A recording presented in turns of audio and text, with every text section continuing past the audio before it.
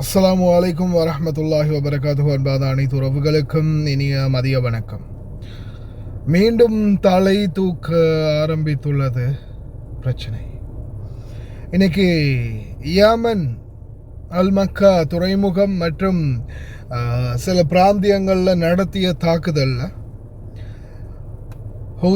Houthi படையினர் நடத்திய தாக்குதலில் கிட்டத்தட்ட 7 பேர் கொல்லப்பட்டதுடன் 30 பேர் படுகாயமடைந்திருக்கிறதாக தகவல்கள் வெளியாகி இருக்குது. பாதுகாப்பு பலப்படுத்தப்பட்டு வருகிறது. யேமனிலும் சரி, சவுதி அரேபியாவிலும் சரி. அவங்களுடைய நேரடி இலக்கு சவுதி அரேபியா அப்படின்றத தெரிவிச்சிருக்கிறாங்க பகிரங்கமாக. இந்த சந்தர்ப்பத்தில் பார்த்திங்கன்னா யேமன் நாட்டு அரசு இவங்களுக்கு எதிராக செயல்படுற காரணத்தால் யேமன் நாட்டு அரசை நேரடியாக எதிர்க்கிறதுக்கு ஹூத்திகள் ஆரம்பிச்சிட்டாங்க ஒரு பக்கம். இன்னொரு பக்கம் உச்ச தலைவருடைய சரியான ஒரு வழிகாட்டுதல் இல்லாமல் நாங்கள் எந்த ஒரு முடிவும் எடுக்க மாட்டோம் அப்படின்னு ஈரான் மறுபடியும் பேச்சுவார்த்தைகள்லேருந்து நழுகிறத உணர்ந்த அமெரிக்கா இன்னும் அதிகமான கட்டுப்பாடுகளை அவங்களுக்கு விதிக்க போகிறதாகவும், பொருளாதார ரீதியில் அவங்கள மிகப்பெரிய ஒரு அவங்க மிகப்பெரிய ஒரு வீழ்ச்சியை சந்திக்கிறதுக்கான நிலைமையை நாங்கள் உருவாக்குவோம் அப்படின்னு அமெரிக்கா நேரடியாக டொனால்ட் ட்ரம்ப் நேரடியாக எச்சரிச்சிருக்கிறாரு. அதாவது இந்த சூழலில் ஈரான் சரியான ஒரு தீர்மானத்தை எடுக்காத பட்சத்தில் ஈரானுடைய பொருளாதார வீழ்ச்சி இப்போ இருக்கிற சதவீதத்தையும் தாண்டி இன்னும் அதிகமான ஒரு வீழ்ச்சியை நாங்கள் ஈரானுக்கு உருவாக்குவோம். இதனால் ஈரான் மிக பெரிய அளவில் ஒரு பாதிப்பை சந்திக்கும் அப்படின்னு தெரிவிக்கிறாங்க பொருளாதார ரீதியாக.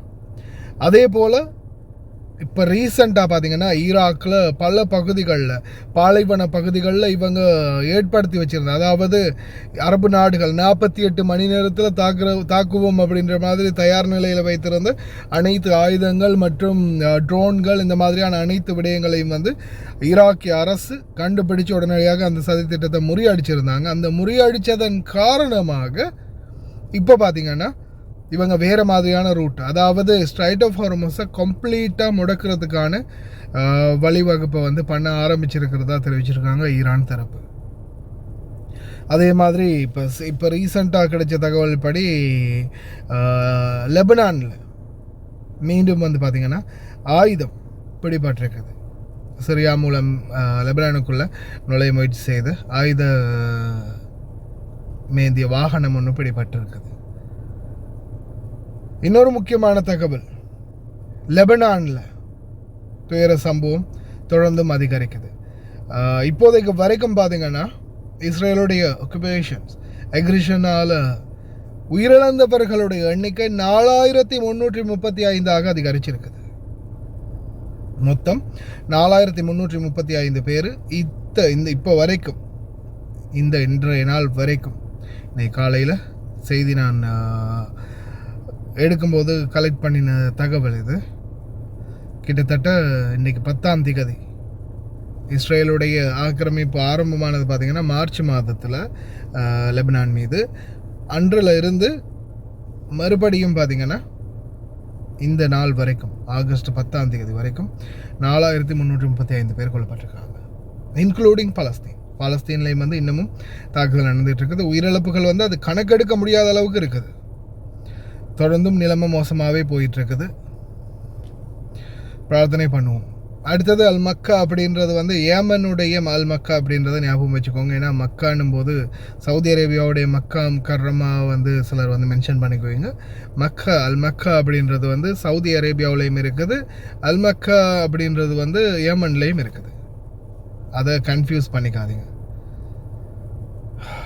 ஆனால் சவுதி அரேபியாவுடைய அந்த யமனை அண்மித்த பகுதிகள், எல்லை பகுதிகள் இருக்கக்கூடிய பிரதேசங்களுக்கு தொடர்ந்து ஆபத்து இருக்கிறதா தெரிவிச்சிருக்காங்க. இராணுவ பாதுகாப்பு நடவடிக்கைகள் துரிதப்படுத்தப்பட்டிருக்கிறதாகவும் தெரிவிச்சிருக்கிறாங்க. பிரார்த்தனை பண்ணுவோம் விரைவில் இந்த யுத்தம் முடிவடையட்டும் அப்படின்னு. الضغط الاقتصادي على إيران بدل إصدار أمر بشن هجوم عسكري جديد، في وقت لا تزال فيه واشنطن تراقب مسار المفاوضات والتطورات المشهد على الأرض. هذا الموقف يأتي بالتزامن مع خطوات نحو الاتفاق في مضيق هرمز وشروط ما زالت تزيد التباين بين المواقف. واشنطن أعلنت العمل على خطة للعبور الآمن تتضمن التزام إيران بعدم إطلاق النار على السفن، فيما تحدثت طهران عن فرصة لمواصلة المحادثات، ووصفت سلطنة عمان أجواء المفاوضات بالإيجابية والبناءة. مؤشرات تعزز احتمالات الانفراج، لكنها لا تعني أن الطريق أصبح خاليا من العقبات، فطهران لا زالت تربط إعادة فتح المضيق بحزمة واسعة من الشروط تشمل وقف العمليات العسكرية ضدها ورفع العقوبات والحصار وسحب القوات الأمريكية من محيط إيران والانفراج عن الأصول المجمدة وصولا إلى المطالبة بتعويضات. وفي المقابل لا يبدو أن خيارنا العسكري خرج من حسابات واشنطن، فنائب الرئيس الأمريكي جي دي فانز يؤكد أن المواجهة مع إيران لم تنتهي بعد، وأن بلاده تستخدم الأدوات الدبلوماسية والاقتصادية والعسكرية بالتوازي. وفي خلفية هذه التحركات تشير التقارير الأمريكية إلى أن ترامب يعتقد أن إيران لن تتمكن على الأرجح من إعادة إحياء برنامجها النووي خلال فترة رئاسته، نظرا لتدمير 3 مواقع نووية رئيسية في الضربات الأمريكية العام الماضي. ومع هذه المعطيات يبقى مسار هرمز مرهونا بقدرة واشنطن وطهران على تضييق فجوة الخلاف والوصول إلى تفاهم يمهد مرحلة الجديدة من التهدئة. أعلن لبنان أن الحصيلة الإجمالية لضحايا استمرار عدوان الاحتلال الإسرائيلي على البلاد ارتفعت لتصل إلى 4335 قتيلا.